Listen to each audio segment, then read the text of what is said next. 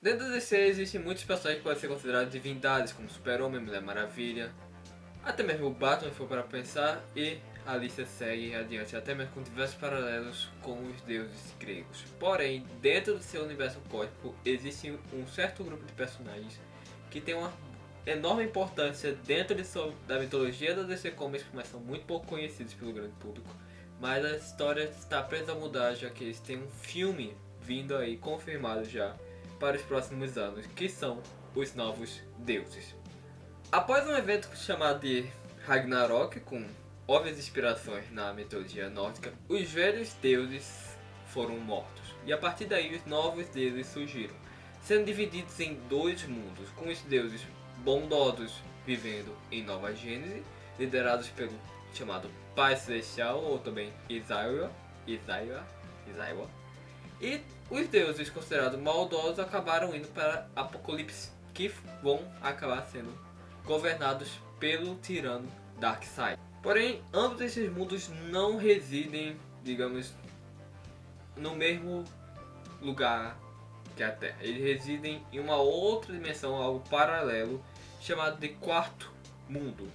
E eles conseguem vir para a Terra e também viajar para outros lugares a partir de tecnologias que eles inventaram. Uma delas sendo chamada, também uma das mais utilizadas por eles, sendo os tubos de explosão, que servem para, né, a movimentação entre eles, entre diversos lugares e diversos mundos.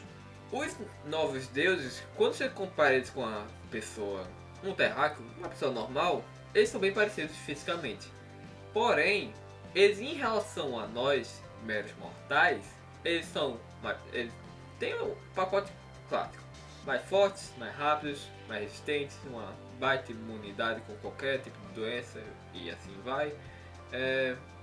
São basicamente imortais, conseguem viver por muitos anos. E o que mais? Deixa me ver. E também eles possuem habilidades que podem variar entre eles, dependendo de suas histórias e suas experiências, por aí vai.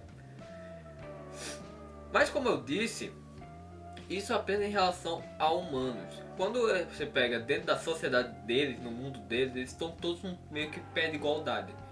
Mas, é claro, tendo variações, com um sendo mais forte do que os outros.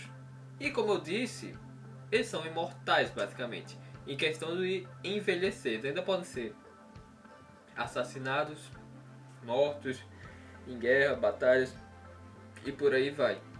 Tanto que eles têm uma fraqueza muito clara e clássica, chama Radium. É uma substância rara, mas que é mortal para os novos deuses em geral.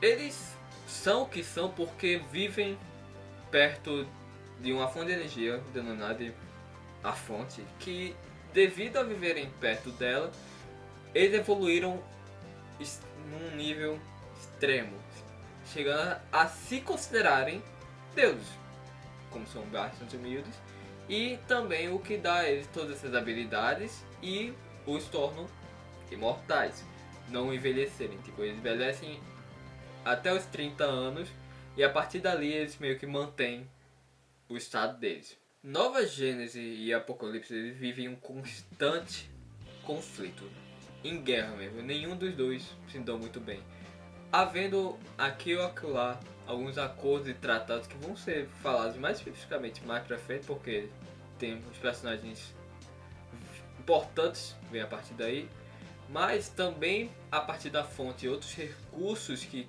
eles têm em seus mundos. Tecnologicamente eles são muito evoluídos e foram criadas diversas armas, artefatos, tecnologias para que os provém na sua vida comum e também na sua vida de guerra. E um dos artefatos mais peculiares e famosos são as chamadas caixas maternas. Esse daqui seria uma caixa materna que já apareceu, foi um elemento muito forte no filme da Liga da Justiça, que tem muitos elementos dos novos deuses, vou falar mais pra frente. Mas o que são as caixas maternas? As caixas maternas são computadores vivos, basicamente. Eles têm uma conexão psíquica com o seu usuário. Elas conseguem criar tubos de explosão para se movimentar. Elas podem fazer quase tudo. Muito. Eles podem fazer muita coisa. Não se sabe exatamente tudo que elas podem fazer. Tanto que o Cyborg Victor Stone, nas origens mais recentes, inclusive a que foi pro cinema, ele se tornou Cyborg porque ele se fundiu com a caixa materna. A caixa materna salvou a vida dele e transformou ele no Cyborg, que hoje em dia é mais como se fosse uma caixa materna em forma de pessoa. Então isso mostra como as caixas maternas são inexplicáveis, até mesmo dentro dos quadrinhos. Só se sabe algumas coisas que elas podem fazer e os roteiristas simplesmente podem inventar outras soluções dela, que é aceitável, mas são artefatos extremamente importantes que não são usados por todos os novos deuses. Ela geralmente tem um poder maior em Apocalipse, já que tem todos os tiranos e maldosos por lá que querem tirar proveito dela, mas também existe personagens de Nova Gênese que também são usuários de caixas maternas. E quando foram criados Apocalipse e Nova Gênese, eles são basicamente mundos gêmeos, foram criados ao mesmo tempo e são em base idênticos, porém eles evoluíram de forma diferente e devido aos seus habitantes, ambos hoje em dia são extremamente distintos.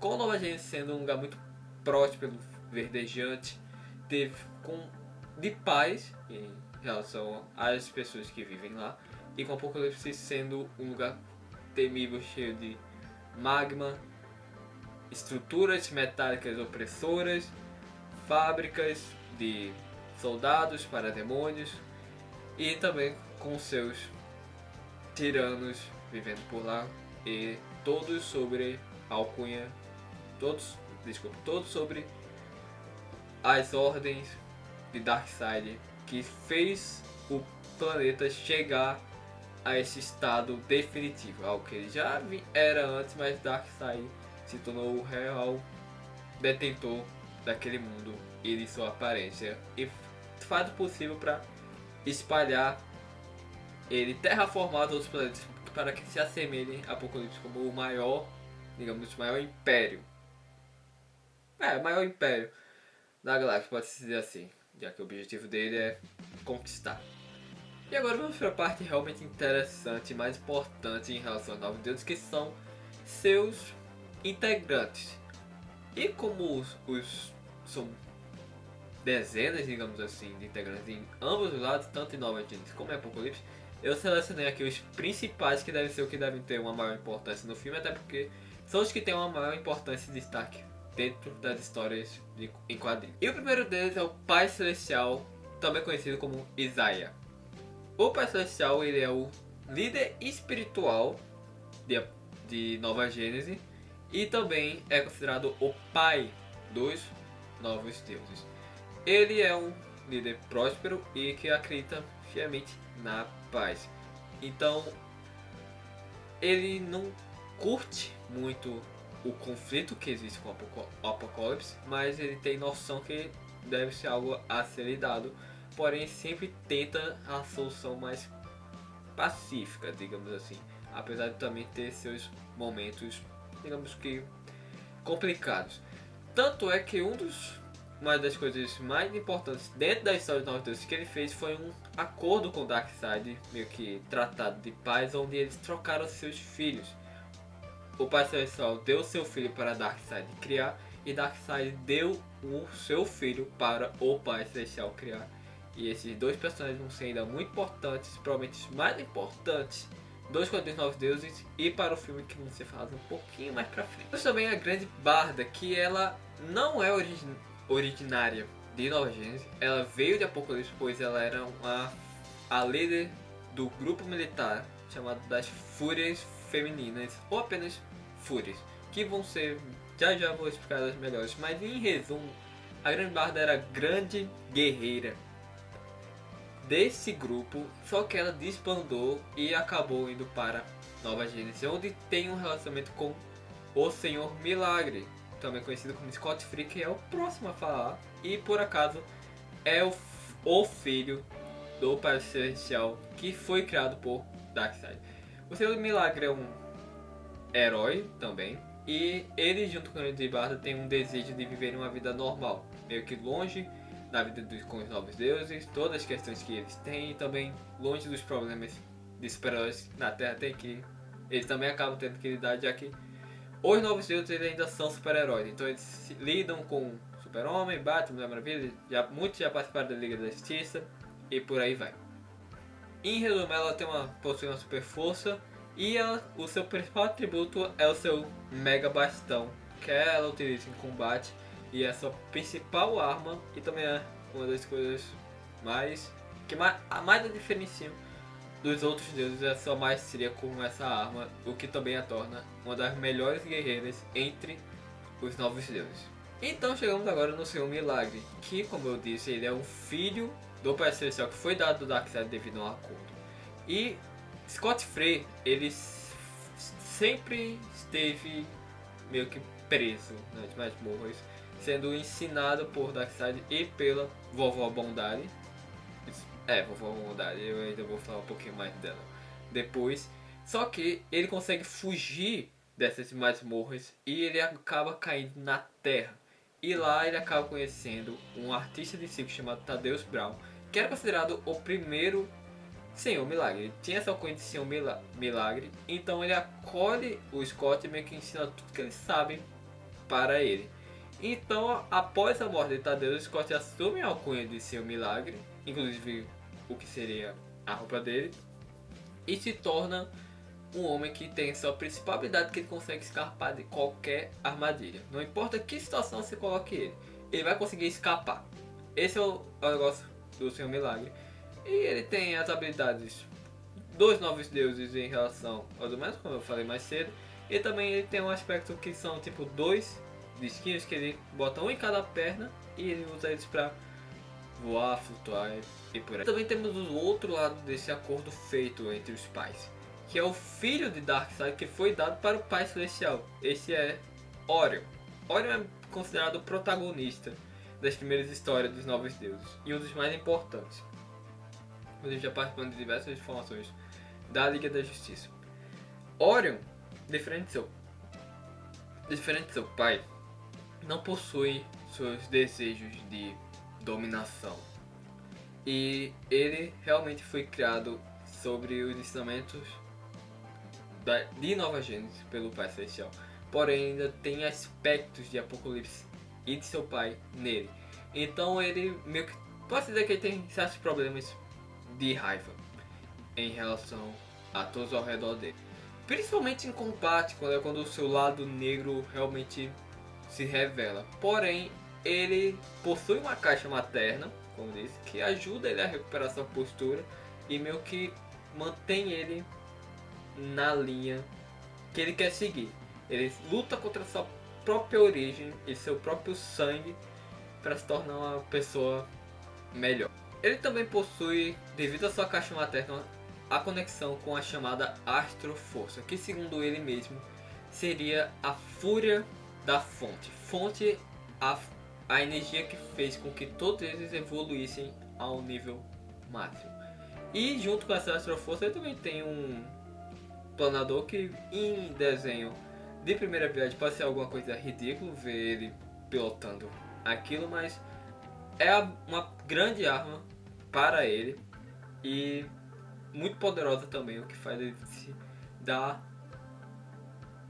a volta por cima em diversos combates e também o torna ele o grande herói das primeiras histórias, principalmente dos Novos Deuses. E por último nós temos o Metron. O Metron ele é um ser, digamos que onisciente e se considera neutro dentro do conflito entre os dois mundos, já que ele possui a chamada poltrona de Mobius, que concede a ele a possibilidade de viajar para onde quiser do espaço e também do tempo. Ou seja, ele meio que observa o conflito e também ele é o criador das caixas maternas. E ele também só conseguiu criar as caixas maternas tanto quanto também criou os tubos de explosão devido a acordos que fez com os dois lados da guerra, com Nova Gênesis e com Apocalipse. Então ele meio que é a definição do equilíbrio que existe entre os dois mundos, mesmo com o conflito. Ele ajuda os dois lados, beneficia os dois lados, mas ao mesmo tempo também atrapalha os dois lados. Ele não está ligado apenas aos novos deuses, ele também está ligado com diversos eventos ao redor de todo o universo DC. Mas ele surgiu nos Novos Deuses, é um elemento constante em suas. E agora vamos para os principais membros de Apocalipse. E não tem jeito melhor de começar do que falando de Darkseid.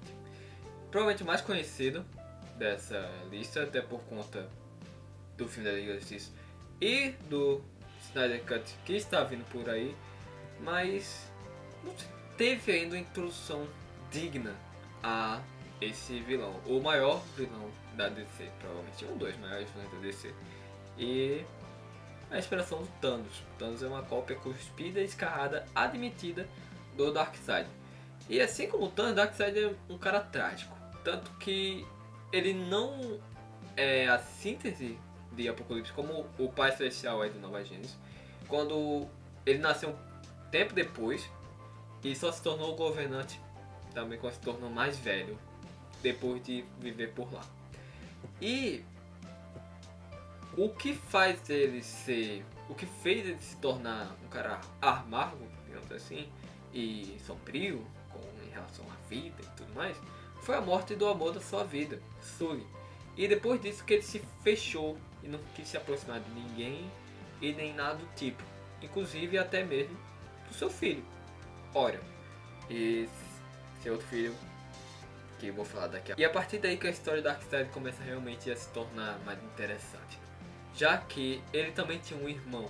E uma das características mais marcantes de Darkseid é o seu poder dos seus raios que saem dos seus olhos, mas diferente de um raio comum, como o do Super-Homem, os raios do Darkseid meio que fazem umas curvas. E aparenta ser algo só estético, mas aquele raio tem um contexto muito maior, porque eles são provenientes da força ômega. O poder ômega depende da tradução. Por isso são considerados raios ômega. E essa força era algo que seu irmão iria possuir. E quem possuísse essa força teria o controle de Apocalipse. Darkseid então acaba matando seu próprio irmão para tomar esse poder para si, e assim ele se torna o soberano. Mas o poder nunca é demais para Darkseid, então existe também um aspecto muito importante dentro da história dos Deus, que é a equação antivida. A equação antivida seria basicamente o necessário para o Darkseid se tornar o maior imperador de todos os mundos. E é por isso que ele tem um certo fascínio pela Terra, porque na Terra existem o necessário para descobrir onde está a equação de vida, que inclusive ele acredita está na Terra. Então todas as vezes que ele entrou em conflito, nas primeiras vezes que ele entrou em conflito com a Liga da Justiça, Super-Homem e tudo mais, foi por conta de suas excursões para a Terra, onde ele capturava humanos para tentar descobrir em seu código genético onde estava a equação antivida. Esse é o mote de vida da Darkseid, encontrar essa equação para ele então se tornar o mais poderoso de todos. Como se ele já não fosse poderoso, porque ele é um dos poucos personagens que conseguem ir de frente a frente com o Super-Homem sem precisar de nada, só na mão ele consegue bater de boa com o Super-Homem até derrotar ele também fácil. E em suas incursões ele também tem um aspecto muito clássico, que são já os parademônios, que também participaram do filme da Liga da Justiça como os Minions e as criaturas que vão ser derrotadas em todos os combates durante o filme. Os parademônios são a tropa de choque, basicamente, de Darkseid. São o seu grande exército, e ele monta esse exército a partir das fábricas que tem em Apocalipse, mas também devido às suas invasões em mundos, onde ele captura os habitantes e faz eles se tornarem parademônios. Os parademônios têm subdivisões entre si também, existem aqueles parademônios que são mais fortes e mais fracos, também dependendo da pessoa que era quando foi transformada.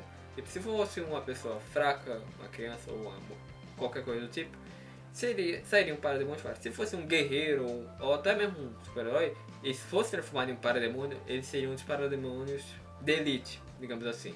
E os parademônios têm poderes básicos, eles conseguem voar, disparar lasers, tem uma leve super força, armadura, parecem uns insetos e por aí vai. Então chegamos às Fúrias. As Fúrias, como eu já tinha dito, era o grupo da Grande Barda antes delas debandear para a Nova Gênesis. E as Fúrias não são nada mais nada menos que Se os parademônios são a tropa de choque, as fúrias são a tropa de elite Darkseid, formada apenas por guerreiras mulheres, e todas elas estão na posição de destaque, inclusive de inveja, de todas as mulheres de Apocalipse que têm uma carreira militar e não estão ali. As fúrias são o estágio final para elas e o desejo de todos os guerreiros de participarem e também de não guerrearem contra as fúrias, porque pode ser considerado morte certa se você não estiver preparado contra elas. Então chegamos no Lobo da Steppe, também já mais conhecido, pois ele é o vilão do filme da Liga da Justiça. Mas aquela versão do Lobo da Steppe é muito simplificada e não tem muito a ver com sua versão dos quadrinhos. Nos quadrinhos, Lobo da Steppe, assim como deve ser no filme também, não deixa explícito isso, mas Lobo da Steppe é tio de Darkseid e é um dos seus principais comandantes de guerra. E após ser enviado numa missão por Darkseid, ele acaba matando a esposa do Pai Celestial. E em vingança o Pai Celestial acaba matando o Lobo da Steppe. Bem fácil assim. Só que a parada com o Lobo da Steppe é Darkseid considera ele ainda um grande comandante. Então o Darkseid ele ainda tem a capacidade de trazer de volta à vida o lobo. E após isso, meio que começa uma real guerra entre os dois mundos e o Lobo da Steppe se torna o principal comandante de Darkseid nas incursões, também sendo muito responsável para ir na Terra antes de uma incursão Darkseid. Por exemplo, ele sempre manda primeiro ou os parademônios ou o Lobo da Steppe como bucha de canhão. Então ele realmente não tem muita importância como vilão ou personagem, ele é mais como se fosse um capanga. E também fez ele ser um personagem tão esquecível no Liga da Justiça, porque eles tentaram fazer com que ele fosse um cara grande, mas ele não é cara grande, ele é só o cara que tem um machado grande, basicamente. E também temos agora uma das personagens mais peculiares de Apocalipse, que é a Vovó Bondade. Como eu tinha dito mais cedo, o nome dela é realmente Vovó Bondade. E a Vovó Bondade é como se fosse uma treinadora de Apocalipse. Ela é especialista em toda forma possível de tortura e de quebrar alguém para obedecer ela. Tanto que ela tentava fazer isso com Scott Free antes dele se libertar. E ela é a líder das Fúrias.